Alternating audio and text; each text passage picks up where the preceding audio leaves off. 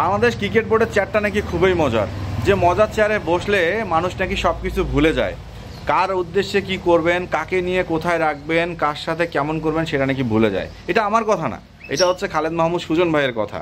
কারণ স্বৈরাচারী সরকারের বিদায় হওয়ার পর দেশটা যখন ঢেলে সাজানো হচ্ছিল, তখন আমাদের ক্রিকেট বোর্ডটাকেও ঢেলে সাজানো হয় এবং সেইখানটায় আমাদের ফারুক ভাইকে, informer captain, informer cricketer Farooq সাহেবকে চেয়ারে বসানো হয় এবং তার সাথে সবার প্রিয় কোচ ফাহিম স্যারকেও কিন্তু বিসিবির দায়িত্ব, পরিচালকের দায়িত্ব দেওয়া হয়। সেই ফাহিম স্যার যখন মিডিয়ার সামনে এসে একদম ভাঙা ঢোলের মতো কথা বলল যে আমার হাত বাঁধা, আমি ঠিক মতো কাজ করতে পারতেছি না, আমার দ্বারা কিছু সম্ভব হচ্ছে না, তখনই খালেদ মাহমুদ সুজন একদম মিডিয়ার সামনে এসে বলে গেল যে বিসিবির চেয়ারে হচ্ছে মধু, বিসিবির চেয়ার হচ্ছে মধু মাখা, যেখানে বসলে সবাই ভুলে যায়। এবং তিনি এটাও স্পেসিফিকভাবে একদম মেনশন করছে যে ফারুক সাহেব বা ফারুক ভাই কার আকার ইঙ্গিতে কাজ করতেছে তিনি খুব ভালো জানে, যেটা বাংলাদেশ ক্রিকেটের জন্য নাকি ক্ষতিকর।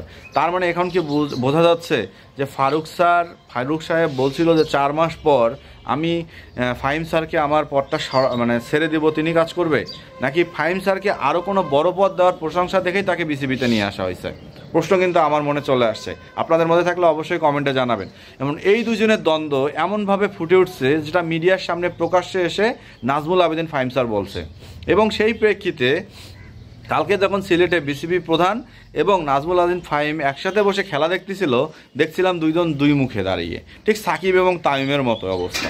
এখানে বোর্ডের আর একটা বড় অংশ চাচ্ছে ফারুক আহমেদকে এখন সরাই দিয়ে সেখানে নতুন কাউকে ইনভলভ করতে।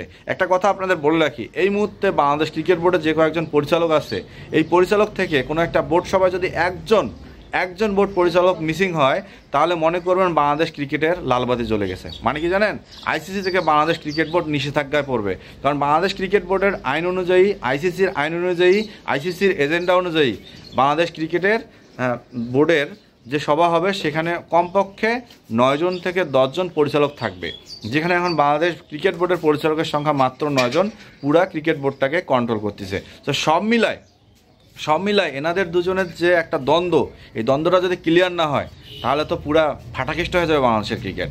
এবং এই প্রেক্ষিতে খালেদ মাহমুদ সুজন ভাই এই কথাগুলো বলছে, যে কথাগুলো একটু ভাবার বিষয়। সেই সাথে বাংলাদেশ ক্রিকেট দলের আর একজন information captain Khaled Masud pilot, তিনিও একদম একদম বাক্স খালি করে দিছে। তিনিও ডিরেক্ট বলে দিছে যে সবাই ফারুকের দিকে আঙুল তুলতেছে, যে তিনি 4 মাস হলো বোর্ডে আসছে, 4 মাস পরার পর বাংলাদেশ ক্রিকেটের পারফরমেন্স, বাংলাদেশ ন্যাশনাল টিমের পারফরমেন্স সব নিয়ে প্রশ্নের সম্মুখীন। এবং এই যে তর্ক, এই যে বিতর্ক, একজন বোর্ড পরিচালক কীভাবে এসে এত বড় কথা বলে, অবশ্যই তার কোনো না কোনো দোষ আছে। না হলে ফাহিম স্যারের মতো একজন অনেস্ট ব্যক্তি, না আমি তাকেও অনেস্ট বলতে চাই না, কারণ বাংলাদেশে এখন যেই ক্ষমতা পায় অনেস্টিটা মনে হয় ভুলে যায়। এটা একটা গোপন তথ্য বা গোপন নিউজ। আর বাংলাদেশ ক্রিকেট বোর্ডে তো আমরা দেখছি। তাহলে এখন কথা হচ্ছে, এই যে ফারুক সাহেব আর পাপন সাহেবের মধ্যে পার্থক্য তাহলে কোথায় থাকলো? পাপন যেমন একচেটিয়া বাংলাদেশ ক্রিকেট বোর্ডটাকে চালাইছে, বাংলাদেশ ক্রিকেটের দেখাশোনা করছে, ফারুকও কি সেই লাইনে যাচ্ছে? পাপন যেমন সবার হাতুত বাঁধে রাখছিল, তাহলে ফারুকও কি সেই হাতুত বাঁধে রাখছে? তাহলে কে ভালো ছিল? এখন তো প্রশ্ন আসতেই পারে, সবাই বলবেন পাপন ভাই ভালো ছিল। কারণ একটা সময় ফেসবুকে তো এই পাপনকে সরানোর জন্য বাংলাদেশে মনে হয় 16 কোটি মানুষই কমেন্টে গালিগালাজ করতো, বা যেখানেই পাইতো সেখানেই বলতো পাপন হটাও। কারণ পাপন যখন হটলো, ফারুক যখন আসলো, তখন কাহিনী তো আমার কাছে সেমি লাগতেছে না। আমি পাপনের পক্ষে ছাপাই গাইছি না, আমি শুধু আপনার বাস্তবতা আপনাদের আঙ্গুল তুলে যাচ্ছি। কারণ ফারুক সাহেব যখন বোর্ড প্রেসিডেন্ট হইলো, তখন আমাদের সবার একটা আশা ছিল, ভরসা ছিল যে ক্রিকেট যিনি জানেন তিনি চেয়ারে বসছেন। পাপনের মতো ক্রিকেট থেকে মূর্খ মানুষ চেয়ারে বসে নাই, কিন্তু শিক্ষিত মানুষ চেয়ারে বসার পর যে এই ঘটনাগুলো ঘটবে, এটা আসলে অবাক করার মতো।